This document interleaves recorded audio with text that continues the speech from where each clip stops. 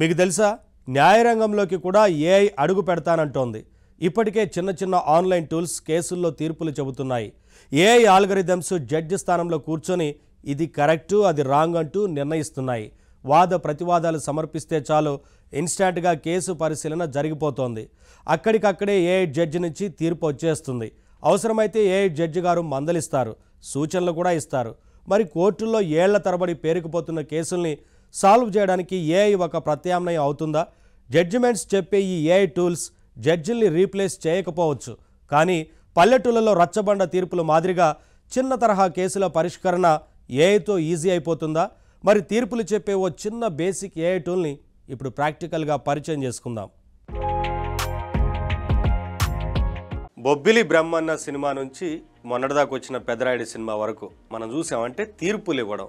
అక్కడ పెద్ద మనిషి కూర్చొని ఇరు వాదాలు విని ఆ వాదనలు విన్న తర్వాత వారు తీర్పునిస్తూ ఉంటారు. ఇప్పుడు అటువంటి తీర్పులు ఇవ్వడంలో ఏఐ కూడా ముందుకొచ్చింది. ఏఐలో ఇప్పుడు టూల్స్ వస్తున్నాయి.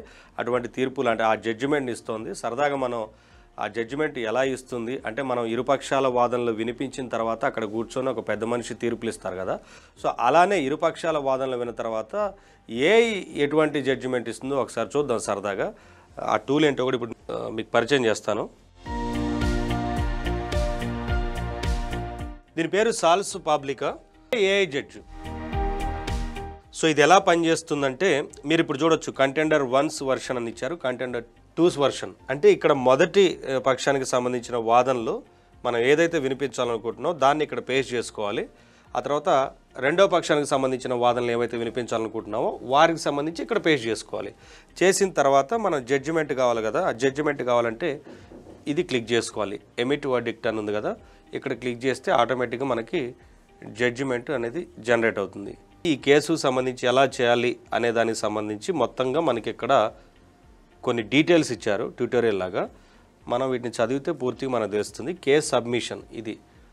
To begin the process both contenders have the opportunity to present their versions of the dispute. సరే, ఎలా చేయాలనే దానికి మనం ఇది మొత్తం చదివితే అర్థమవుతుంది.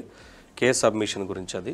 Next verdict generation. ఇది based on the analysis conducted AI judge generates a verdict. ఇది మొత్తంగా జనరేట్ చేస్తుంది ఫైనల్గా తీర్పుని. ఇది కూడా మనం పూర్తి చదివితే తెలుస్తుంది.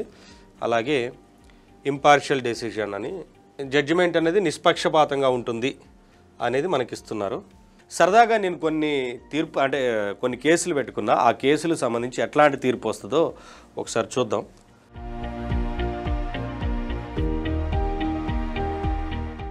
సరే, ఇప్పుడు ఒక పిల్లి కేసు గురించి నేను సరదాగా పెట్టుకున్నా. ఇది ఫన్ కోసం చేద్దాం, ఒకసారి ఎలా ఉంటుంది అనేది పేస్ట్ చేసుకోవాలి మనం దీన్ని. ఇక్కడ ఈ కేసు ఏంటంటే నేను పెట్టింది, నా దగ్గర పిల్లి ఉంది, ఇది మొదటి పక్షం వాదన, అది నాదని ఒకడు వాదించాడు, తీసుకున్నాడు. అయితే ఇక్కడ రెండో అతను ఏంటి, అది నేను ఎప్పుడో వదిలేసిన పిల్లి, నాది కాబట్టి నేను తీసుకున్నా అని చెప్తుండు. మరి ఈ కేసుకి ఏం తీర్పు వస్తుంది ఏంది తెలియాలంటే మనం ఇది చేయాల్సిందే. ఇప్పుడు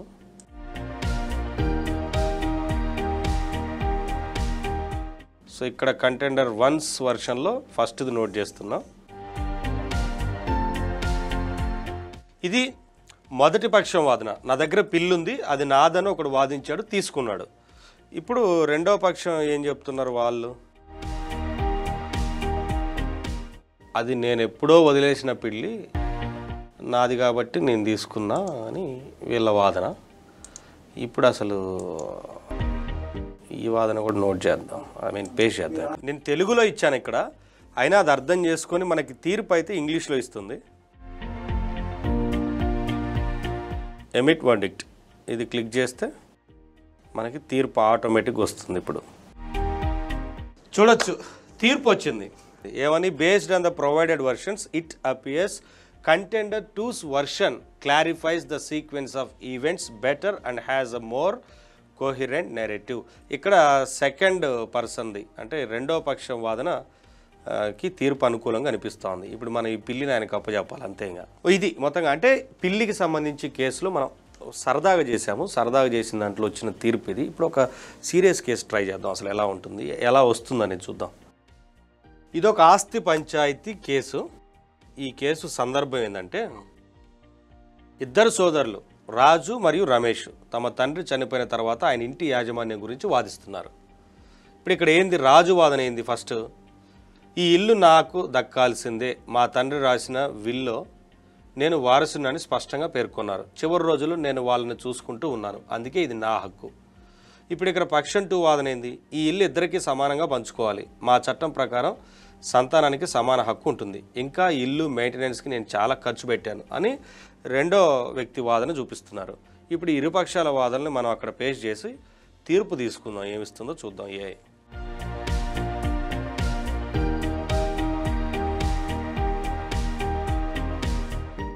రైట్, 2 పేస్ట్ చేశాను. ఇప్పుడు వీటికి తీర్పు తీసుకుందాం, ఏమొస్తుందో.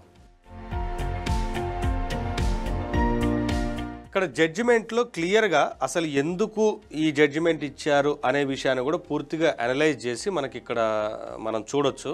అందులో ఇరుపక్షాల వాదనలు విన్న తర్వాత మొదటి వ్యక్తికి రెండో వ్యక్తికి ఇద్దరికి కూడా ఈక్వల్గా షేర్ చేయాలి. ఎందుకంటే రెండో వ్యక్తి కూడా మెయింటెనెన్స్, దాని ఖర్చులు అవన్నీ పెట్టుకోవడం, ఇవన్నీ రకరకాల మొత్తం అనలైజ్ చేసి ఆ తర్వాత ఇచ్చిన తీర్పు ఏంది? The house should be shared equally between the 2 parties అని ఇచ్చారు. సో ఇది పూర్తిగా అనాలిసిస్ చేసిన తర్వాత ఇచ్చిన తీర్పు అని మనం చెప్పొచ్చు. సో ఇలాగా మన ఏఐ జడ్జి లోకల్లో ఉన్న పంచాయతీలు తీర్పులు ఇచ్చే పనిచేసేలాగా వచ్చింది. ఇంకొక కేసు చూద్దాం. ఇప్పుడు ఆఫీస్ కూడా ఒకటి చూద్దాము. సందర్భం ఏంటంటే, ఇద్దరు ఉద్యోగులు సీత మరియు గోపాల్ ఒక ప్రాజెక్టు విజయానికి ఎవరు నిజమైన కారణమో అని వాదిస్తున్నారు అన్నమాట. ఇక్కడ ఈ ప్రాజెక్టుకి సంబంధించింది. అయితే ఇక్కడ పక్షం 1 వాళ్ళ వాదన ఏంటి అంటే, మొత్తం ప్రాజెక్టు పని నేను చేశాను, రీసెర్చ్ రిపోర్ట్ రాయడం, క్లయింట్ ముందు ప్రజెంట్ చేయడం అన్నీ నేను చూసుకున్నాను, గోపాల్ కేవలం కొన్ని చిన్న మార్పులు చేశాడు అంతే అని చెప్పి మొదటి పక్షం వాదన. రెండవ పక్షం ఏం చెప్తున్నారంటే, ప్రాజెక్టుకు అసలు ఆలోచన నాది, నా ప్రణాళికల మీద మొత్తం ప్రాజెక్టు నిర్మాణం జరిగింది, ఇటు సీత అమలు చేసింది, కానీ నా ఆలోచనలే లేకపోతే అసలు ప్రాజెక్టే ఉండేది కాదనేది ఈయన వాదన. మరి ఈ మొత్తానికి ఈ తీర్పు ఎలా ఉంటుందో చూద్దాం. ఈ కేసుకు సంబంధించి లాంగ్వేజ్ విషయంలో కొంత ఇబ్బంది అవుతుంది అనేది కనిపిస్తోంది, కానీ ఇంగ్లీష్లో అయితే పర్ఫెక్ట్గా తీర్పు వస్తుంది, అదే చెప్తుంది అక్కడ. అయితే ఇంకోసారి ట్రై చేద్దాం. సేమ్ ఇదే కేసుని ఇంగ్లీష్లో ఇద్దాం. అంటే మనకు తెలుగులో లాంగ్వేజ్ ప్రాబ్లం అని చెప్తుంది కదా, ఈ కేసుని ఒకసారి ఇంగ్లీష్లో చూద్దాం. After carefully considering the arguments made by both contenders, I have reached the following verdict. In this case, it appears that both contenders played a crucial role in the project's development, with one focusing on the initial ideation and framework creation and the other on implementation and final presentation. ఏం లేదు, ఇద్దరికి ఈక్వల్గా ఉంది దీంట్లో part అనేది ఈ తీర్పులో చెప్తా ఉన్నారు. ఎందుకంటే క్రూషియల్ రోల్ ప్లే చేశారనేది ఇద్దరు కూడా ఈ తీర్పు. సో సేమ్ కాంట్రిబ్యూషన్ ఉంది ఇద్దరిది అనేది. సో ఇద్దరు కాంట్రిబ్యూషన్ ఉంది కాబట్టి ఇద్దరు కూడా కొలాబరేటివ్ ఎఫర్ట్స్తోని ముందుకు వెళ్ళాలంటూ ఒక సూచన కూడా చేస్తున్నారు ఏఐ జడ్జి. సో అది అంటే ఇక్కడ ఏఐ జడ్జి విషయంలో ఏంటంటే ఎవిడెన్సెస్ ఏం ప్రొవైడ్ చేయట్లా మనం. నిజానికి ఎవిడెన్స్ ప్రొవైడ్ చేయాలి, ఇరుపక్షాల వాదనలు విన్నప్పుడు ఆ ఎవిడెన్స్లు ఈ ఎవిడెన్స్లు అన్నీ తీసుకొని ప్రొవైడ్ చేస్తే తీర్పులు అప్పుడు ఏమన్నా ఆలోచించాలి. కాకపోతే నెక్స్ట్ లెవెల్ టూల్స్ రావచ్చేమో, ఇంకా ఎవిడెన్స్లు అన్నీ కూడా చదివి కూడా మనకి క్షణాల్లో ఈ తీర్పులు కూడా ఇస్తారేమో. మరి ఇప్పుడు ఊర్లో మనం చెప్పినట్లు ఇంతకుముందు అప్పుడెప్పుడో పెదరాయుడు సినిమా వరకు వచ్చాయి కదా ఆ తీర్పులు, అట్లాంటివి కూడా బాగుంటుంది, ట్రై చేయొచ్చు.